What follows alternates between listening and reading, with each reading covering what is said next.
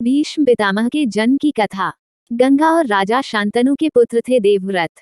भीष्म पितामह के पिता का नाम राजा शांतनु था। एक बार शांतनु शिकार खेलते खेलते गंगा तट पर जा पहुंचे। उन्होंने वहां एक बहुत ही सुंदर स्त्री देखी। उसके रूप को देखकर शांतनु उस पर मोहित हो गए। शांतनु ने उसका परिचय पूछते हुए उसे अपनी पत्नी बनने को कहा। उस स्त्री ने इसकी स्वीकृति दे दी, लेकिन एक शर्त रखी कि आप कभी भी मुझे किसी भी काम के लिए रोकेंगे नहीं, अन्यथा उसी पल मैं आपको छोड़कर चली जाऊंगी। शांतनु ने ये शर्त स्वीकार कर ली तथा उस स्त्री से विवाह कर लिया। इस प्रकार दोनों का जीवन सुखपूर्वक बीतने लगा। समय बीतने पर शांतनु के यहाँ 7 पुत्रों ने जन्म लिया, लेकिन सभी पुत्रों को उस स्त्री ने गंगा नदी में डाल दिया। शांतनु ये देखकर भी कुछ नहीं कर पाए, क्योंकि उन्हें डर था कि यदि मैंने इससे इसका कारण पूछा तो यह मुझे छोड़कर चली जाएगी। 8वां पुत्र होने पर जब वह स्त्री उसे भी गंगा में डालने लगी तो शांतनु ने उसे रोका और पूछा कि वह ये क्यों कर रही है। उस स्त्री ने बताया कि वह गंगा है तथा जिन पुत्रों को उसने नदी में डाला था वे वसु थे, जिन्हें वशिष्ठ ऋषि ने श्राप दिया था। उन्हें मुक्त करने लिए ही मैंने उन्हें नदी में प्रवाहित किया। आपने शर्त न मानते हुए मुझे रोका, इसलिए मैं अब जा रही हूँ।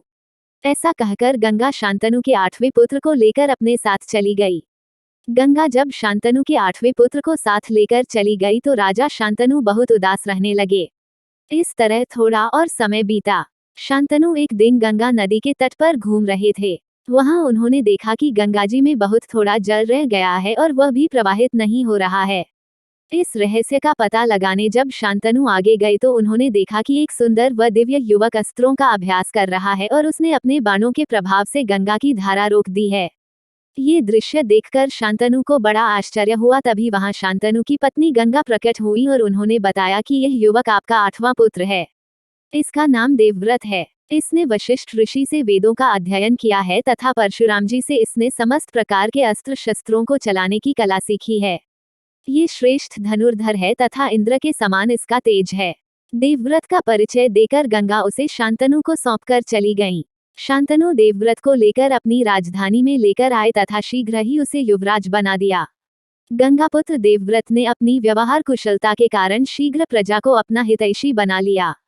तब तक सुनते रहिए।